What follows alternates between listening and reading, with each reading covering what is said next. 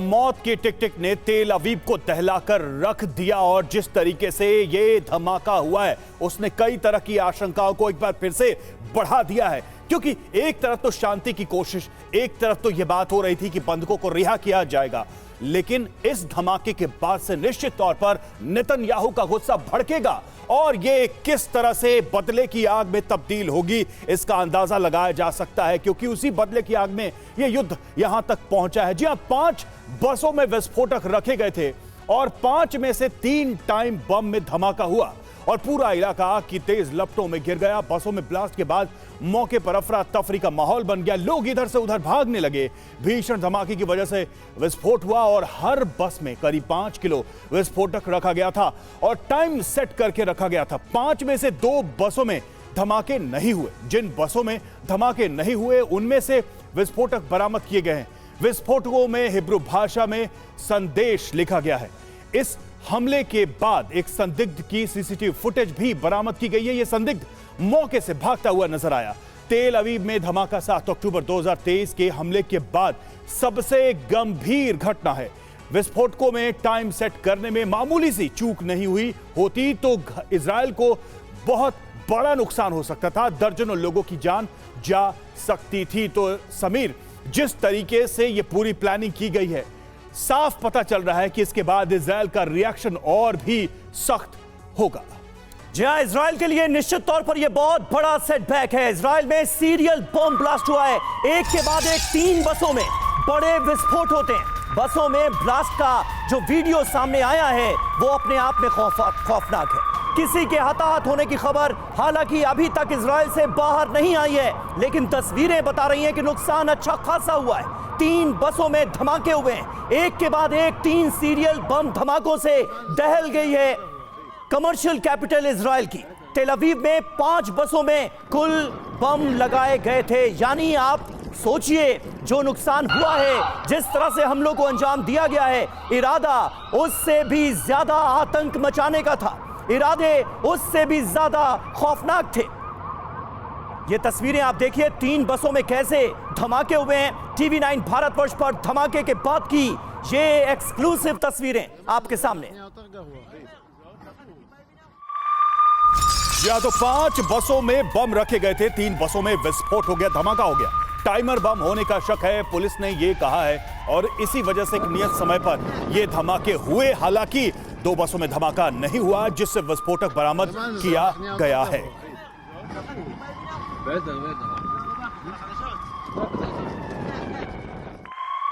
और देखिए सीसीटीवी में कैद हुआ हमले का संदिग्ध। जी हां, बम लगाने के बाद ट्रेन में जाता नजर आया है एक संदिग्ध शख्स। ये देखिए काले कपड़े पहना हुआ यही शख्स संदिग्ध माना जा रहा है इन धमाकों का, क्योंकि हमले के बाद ये शख्स ट्रेन में जाता दिखा है और एजेंसीज को शक है कि इस शख्स ने ये बम प्लांट किया था। हमले के बाद ये जो शख्स आपको काले कपड़ों में ट्रेन के अंदर जाता हुआ नजर आ रहा है, ये धमाके का संदिग्ध बताया गया है।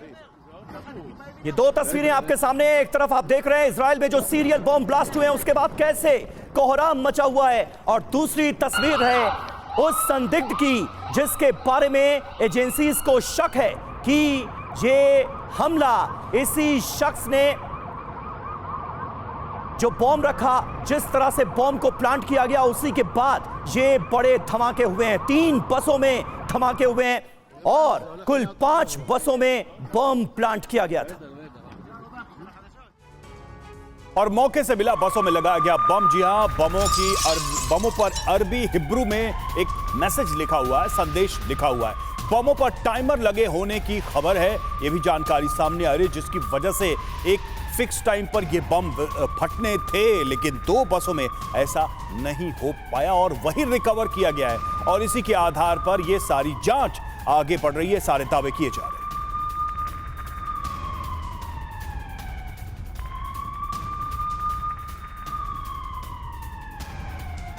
तो इजरायली पीएम बेंजामिन नेतन्याहू को यह सीधी सीधी चुनौती है। बमों को डिफ्यूज करने के लिए रोबोट्स भेजे गए। आईडीएफ ने, इजरायली डिफेंस फोर्सेस ने रोबोट्स तैनात किए। धमाके के बाद दूसरी बसों की भी जांच जारी है। ये देखिए तस्वीरें, क्योंकि इस बात का शक है, इस बात की आशंका है कि कहीं कुछ और बसों में भी बॉम्ब प्लांट तो नहीं कर दिए गए। 3 बसों में तो ब्लास्ट हो गया है। जानकारी यह भी मिली है कि कुल 5 बसों में बॉम्ब प्लांट किए गए थे, लेकिन शक और आशंका इस बात की है कि कहीं और ज्यादा बसों में बॉम्ब प्लांट तो नहीं किए गए। और उसी के बाद देखिए किस तरह से बसों की चेकिंग की जा रही है, किस तरह से रोबोट्स बसेस के आसपास घूमकर बसों के अंदर जाकर चेक कर रहे हैं कि कहीं बॉम्ब प्लांट तो नहीं किया गया है और भी बसों में।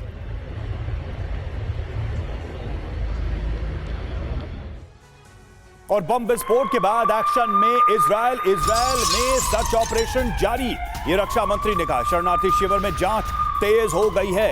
ये इजरायल की तरफ से दावा किया गया।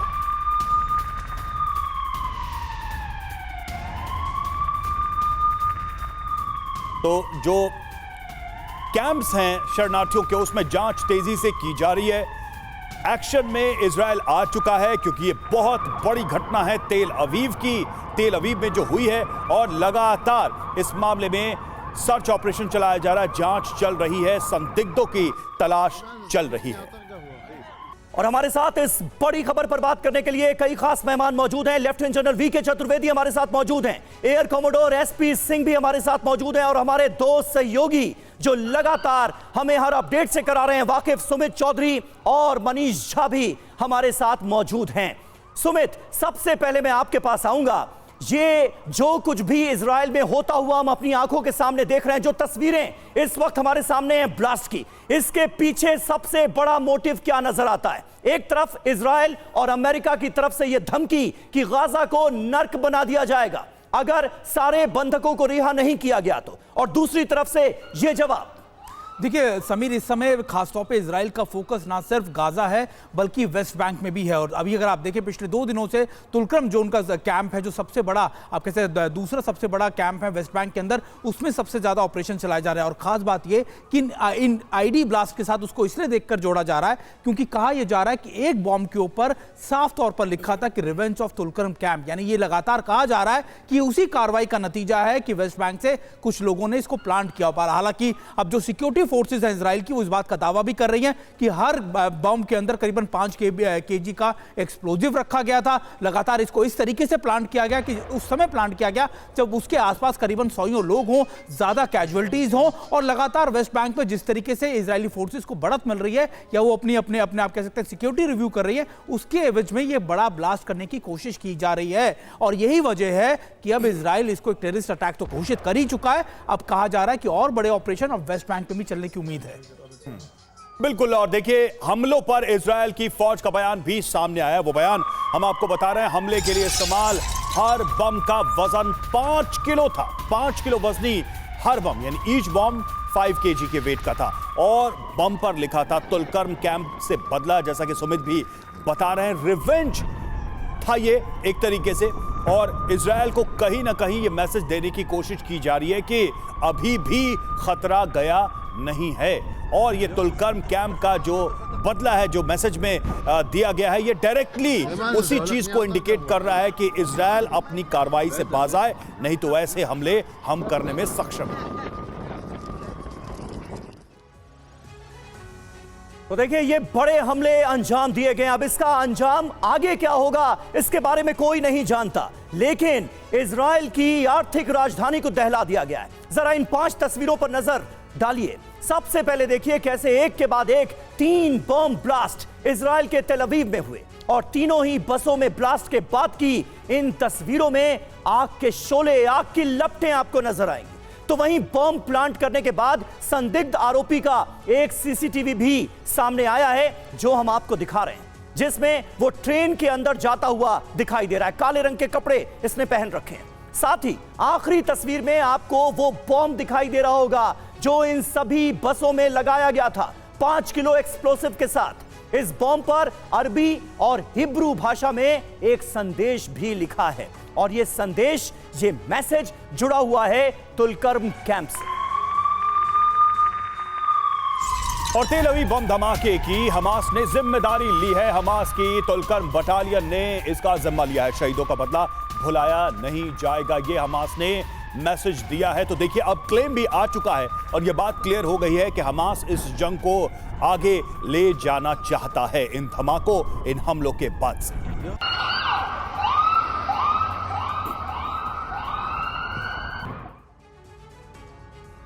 तो तेल अवीव में इस वक्त दहशत पसरी हुई है। तेल अवीव में बस ट्रांसपोर्ट को रोक दिया गया है। मेट्रो सर्विस पर भी लगा दिया गया है ब्रेक। एक एक बस की तलाशी ली जा रही है। ये आप तस्वीरें देखिए किस तरह से इस खौफनाक बम ब्लास्ट को अंजाम दिया गया है। एक के बाद एक 3 सीरियल बम धमाकों से दहल गई है इजराइल की कमर्शियल कैपिटल। तस्वीरें आपके सामने हैं और दर्जनों बम डिस्पोजल टीमें इस वक्त काम में जुटी हुई हैं। पता लगाने की कोशिश की जा रही है कि कहीं और भी तो बम प्लांट नहीं किए गए।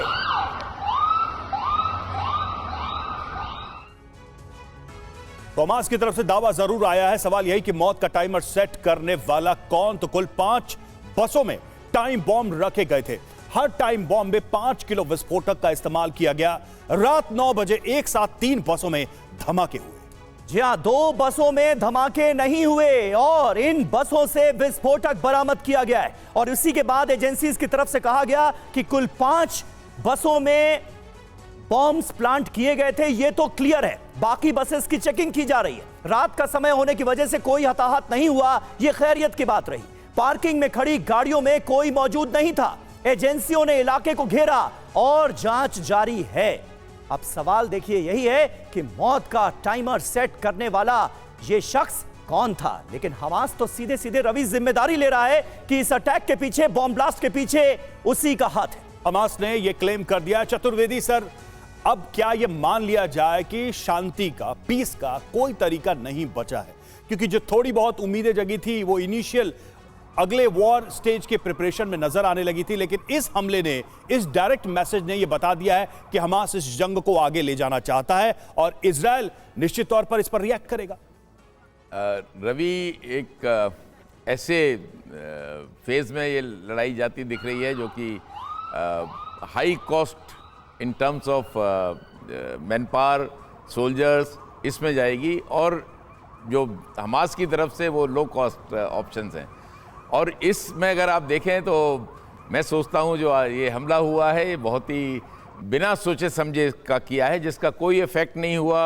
रात के समय किया जहाँ भीड़ भाड़ नहीं थी, ड्राइवर भी नहीं, कंडक्टर भी नहीं, कोई नहीं। क्या संदेश देना चाहते हैं कि केवल हमारे पास कैपेबिलिटी है हम इस तरह का तो उसका कोई मतलब नहीं है। एक बड़ा क्रूड रिवेंज का तरीका इन्होंने अख्तियार किया है। नहीं, कहीं अपने एग्जिस्टेंस को बताने, दिखाने और अपने लोगों को रीऑर्गेनाइज करने के लिए तो ये नहीं किया गया है। बिल्कुल, ये जो आप कह रहे हैं कि अपने लोगों का मनोबल बढ़ाने के लिए उसलिए किया है। और मिनिमम 1 से ज़्यादा आदमी होगा। वो एक तो आप सीसीटीवी कवरेज में आया है, 2 या 3 लोग जरूर होंगे, क्योंकि 5 केजी अगर है तो 25 केजी प्लस और भी तो 30-35 केजी एक आदमी के लिए लाना इतना असंभव है। दूसरा, ये मैं नहीं समझता कि ये पेजर अटैक या टेक्नोलॉजी, हाई टेक्नोलॉजी का है ना। इसमें टाइम बॉम्ब मुझे नहीं लगता। मुझे लगता है सीरियल में था, एक के बाद एक सीरियल में लगे थे, बीच में कोई कनेक्शन गड़बड़ हो गया तो इसलिए 4 और 5 नंबर बस में वो नहीं जा पाया। तो ये सब चीज़ें मैं समझता हूँ एक बदले का भाव जरूर है, क्योंकि हमास एक आइडियोलॉजी है, इतनी जल्दी खत्म करना बहुत मुश्किल है।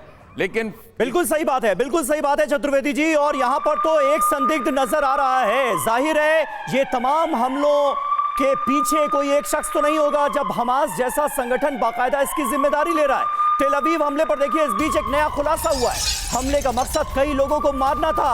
इजराइल की फौज ने ये बड़ा दावा किया है, यानी मोटिव कई लोगों की मौत थी, कई लोगों को मौत के घाट उतारना इस हमले का मकसद था। ये इजराइल की फौज की तरफ से, इजरायली डिफेंस फोर्सेस की तरफ से दावा किया गया है इन अटैक्स के बाद।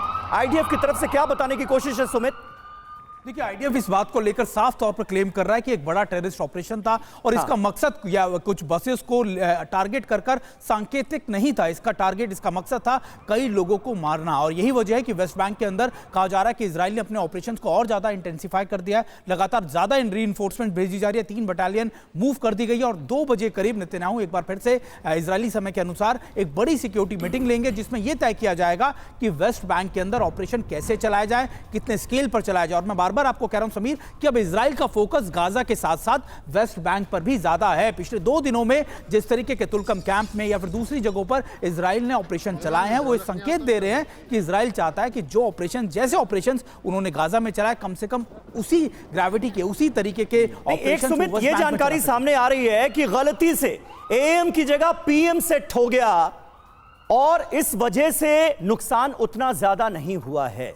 क्या ये बात सही है? इस कंफ्यूजन में टेल अवीव में जो बड़ा नुकसान, जिसकी मंशा से ये धमाके किए गए, उतना असर नहीं दिखा। क्या ये सही है? देखिए समीर, अभी तक इसके बारे में लगातार जो पुलिस है या फिर जो सिक्योरिटी फोर्सेस है जांच कर रही है। हालांकि ये जरूर कहा जा रहा है कि पीएम सेट हो गया, लेकिन एक ही समय के अंदर 5 के अंदर एक तरीके से सेट होना वो थोड़ा सा मुझे फिजिबल नहीं लगता, क्योंकि गलती एक बॉम्ब के साथ, एक्सप्लोजिव के साथ हो सकती है, सबके साथ नहीं हो सकती। लेकिन जिस तरीके का एक्सप्लोजिव रखा गया 5 kg का, जिस तरीके से इसको डिप्लॉय किया गया और जिस इलाकों में रखा गया, ये जरूर बता रहा है कि ऑपरेशन का मकसद या इन ब्लास्ट का मकसद ज्यादा से ज्यादा लोगों को टारगेट करने का था।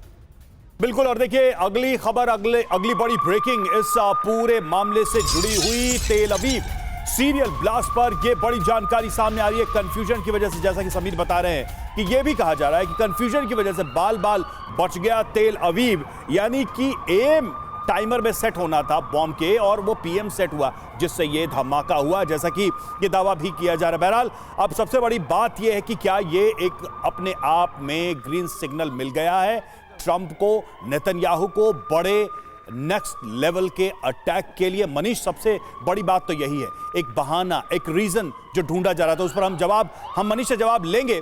लेकिन आप देखिए कि जो जानकारी सामने आई है, अगर वो सही है और टाइमर के हिसाब से अगर वो ब्लास्ट हो जाते समीर, तो ये देखिए कितना बड़ा नरसंहार हो सकता था। आतंकियों ने बस में जो टाइम बॉम्ब सेट किया उसमें गलत टाइम सेट किया और टाइम बॉम्ब में एम के बजाय पीएम सेट कर दिया गया, ये दावा किया जा रहा है। जी हां, अगर एम टाइमिंग में ब्लास्ट होता, यानी सुबह अगर ब्लास्ट होता, तो सैकड़ों लोगों की मौत होती, इसमें कहीं कोई शक नहीं है। बॉम्ब देर से फटने की वजह से सैकड़ों लोगों की जान बच गई, क्योंकि रात का वक्त था, जहां जहां ब्लास्ट हुआ वहां पर ज्यादा लोगों की मौजूदगी नहीं थी। लेकिन खुदा न खास्ता अगर ये ब्लास्ट सुबह हुए होते तो सैकड़ों लोगों की जान जा सकती थी। मनीष, ये जानकारी जो है ये कहां से सामने आ रही है, इसका आधार क्या है, इसे लेकर इजरायली एजेंसीज क्या कह रही हैं? क्या वाकई हमास को बॉम्ब प्लांट करने में ये बड़ी गलती हुई है? देखिए, पुलिस और आईडीएफ जो बयान दे रही है वो तो सामने में है ही, और लेकिन वो कहते हैं ना कि युद्ध क्षेत्र में सबसे पहले अगर कोई मारा जाता है तो वो सच है।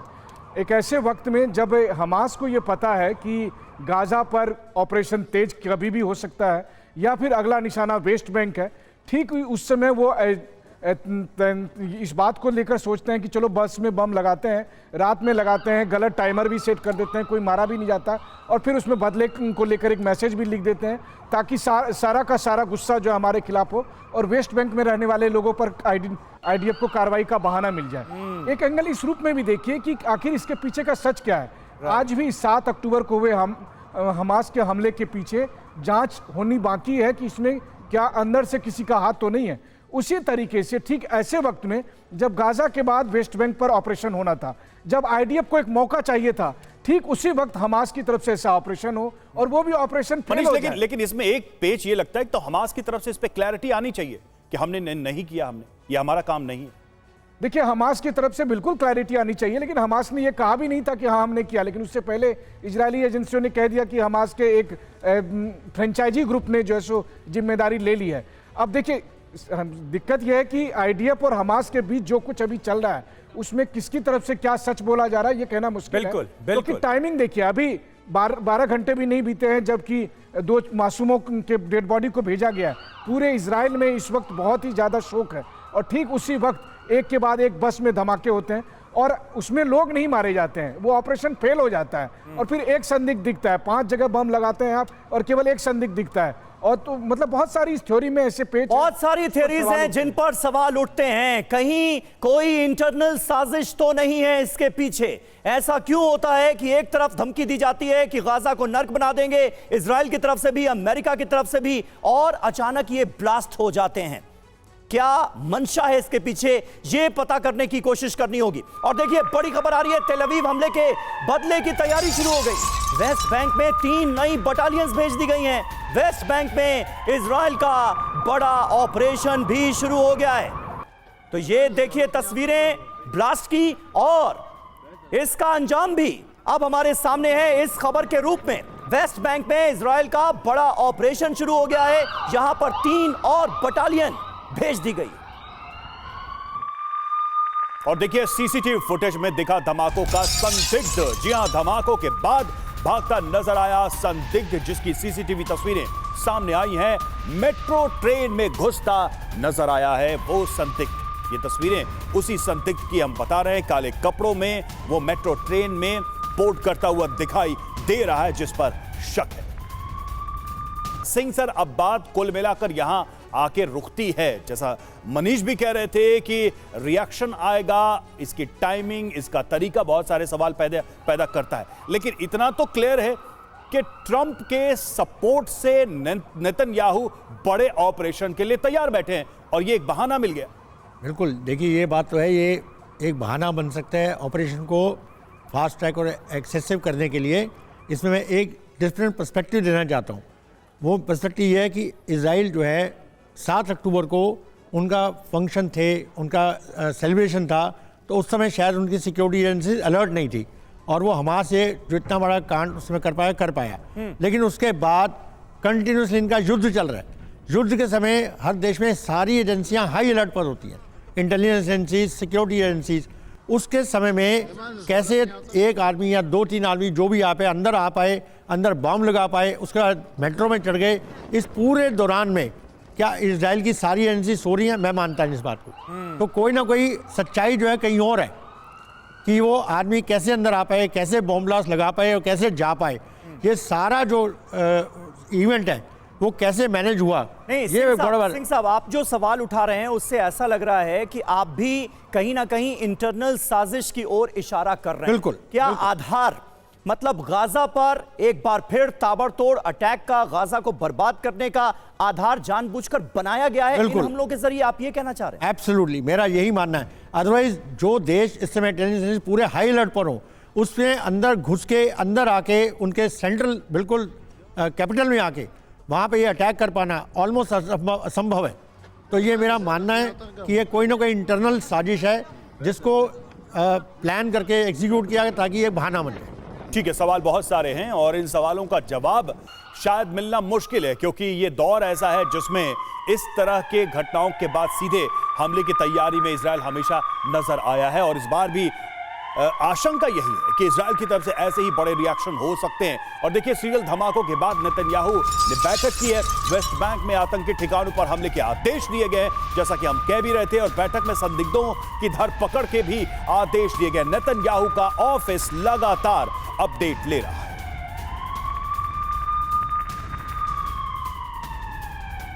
तो देखिए, एक्शन में एक बार फिर से नेतन्याहू का ऑफिस लगातार इस पर निर्देश जारी किए जा रहे हैं और वेस्ट बैंक में जो आतंकी ठिकाने हैं उन पर हमलों के आदेश जारी कर दिए गए हैं। साथ ही जो भी इस मामले में संदिग्ध नजर आ रहा है उसके धरपकड़ के लिए, उसको सर्च करने के लिए अभियान चलाने के आदेश जारी कर दिए गए।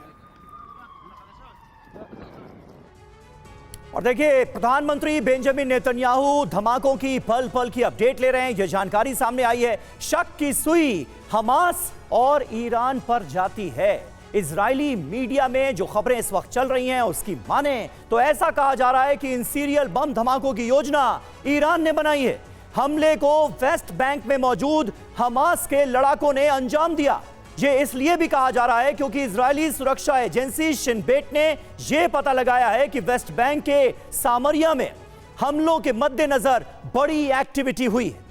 हथियारों की सप्लाई, हमलों को अंजाम देने के लिए आतंकवादियों को प्रशिक्षण दिया गया, विस्फोटक उपकरणों को जमा करने के लिए रणनीति बनाई गई और इस रणनीति के पीछे ईरान का हाथ बताया जा रहा है। ईरान ने हमास लड़ाकों को पैसे भी दिए।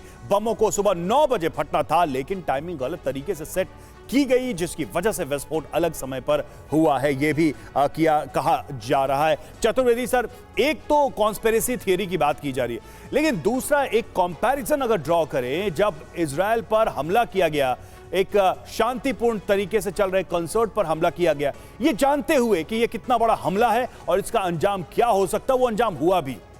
क्या वैसी गलती दोबारा नहीं हो सकती? वो मिस कैलकुलेशन दोबारा नहीं हो सकता? वहां भी ऐसे ही ट्रेनिंग दी गई, ऐसे ही लोगों को तैयार किया गया, निहत्थे लोगों को निशाना बनाया गया, ये जानते हुए कि इजराइल इस पर कितना बड़ा रिएक्शन दे सकता है। क्या वो गलती या वो मिस कैलकुलेशन दोबारा नहीं हो सकता? रवि, अभी जस्ट 10-12 घंटे हुए हैं और इस किसी निष्कर्ष पे पहुंचना बहुत जल्दबाजी होगी। मैं समझता हूं वो भी जो आपने अभी कहा मिस कैलकुलेशन हो सकता है, उसमें कोई दो राय नहीं है, सब समझते होंगे। थोड़ा और समय व्यतीत होना है, लेकिन इस वक्त जो मनीष कह रहे हैं, एयर कॉमोडोर साहब ने कहा है, ये आशंका जरूर है कि हो सकता है कि इजराइल ने खुद ही कराए हों ये हमले। एक तरीके का उनको अपनी ऑपरेशंस को इंटेंसिफाई करने के लिए वेस्ट बैंक में एक उनको अपना उसका एक मोटिव मिल जाएगा, और इसलिए मैं समझता हूँ वो भी है। लेकिन इतनी जल्दी हमें किसी निष्कर्ष पर नहीं निकलना चाहिए, थोड़ा और समय जाए। लेकिन इतना जरूर है, बहुत सी गलतियां हुई हैं, जानबूझ के हुई हैं, लेकिन वाकई में हो गई हैं। ये एक छोटा सा बहुत स्वाभाविक सवाल है, क्या इजराइल को ऐसे बहाने की जरूरत है वाकई में हमले करने के लिए? इस वक्त क्योंकि एक पीस प्रपोजल चल रहा है, इसलिए उनको जरूर बहाने की जरूरत है। ठीक है।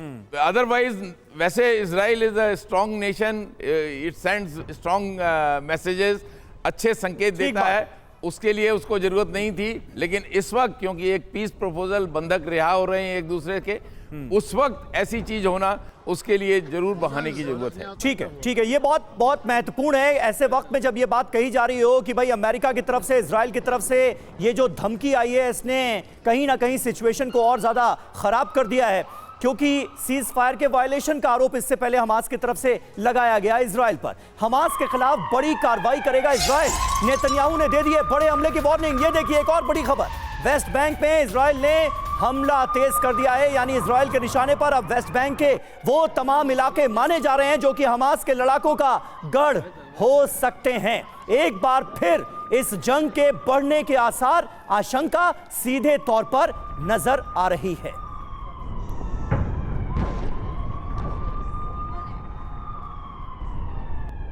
और आइए अब आपको ग्राफिक्स के जरिए बताते हैं कि इजराइल सीरियल ब्लास्ट में आखिर किसका हाथ हो सकता है। पहला तो हमास का लिंक, और इसे लेकर कुछ सबूत भी सामने आए हैं। इजरायली एजेंसीज दावा कर रही हैं कि इसके पीछे हमास और ईरान का हाथ मुमकिन है। सीरियल ब्लास्ट में टाइम बॉम्ब का इस्तेमाल किया गया है, उससे भी हमास का लिंक जो है वो उसका शक जाता है। ईरान के लिंक की अगर बात करें तो स्लीपर सेल तेल अवीव में मौजूद है ईरान की, इसलिए शक ईरान पर भी है। और हमास के लिंक की बात के पीछे का सबूत या दावा देखिए, बमों पर अरबी और हिब्रू में विशेष संदेश लिखा गया है। ये पैटर्न जो है ये इस पूरे मामले को हमास से लिंक करता है। ईरान के लिंक की बात करें तो आईआरजीसी के इशारे पर इजराइल को दहलाने का प्लान हो सकता है, और इसके पहले भी ऐसी योजनाएं आईआरजीसी की तरफ से बनाई गई हैं जिसका पालन भी किया गया है। बिल्कुल, और देखिए वेस्ट बैंक से बम धमाके का कनेक्शन है, इसलिए भी हमास पर शक जा रहा है। दूसरा, ईरान पर मिसाइल अटैक का ये बदला हो सकता है, इसलिए भी ईरान पर शक जा रहा है। अब हमास और ईरान का अगर हाथ है इन धमाकों के पीछे तो किस हद तक है, क्या और अहम जानकारियां सामने आती हैं आने वाले वक्त में, और अब इजराइल का बदला किस तरह से और कब सामने आएगा, यह भी देखने वाली बात होगी। बहुत बहुत शुक्रिया अदा करना चाहेंगे हमारे तमाम खास मेहमानों का जो हमारे साथ जुड़े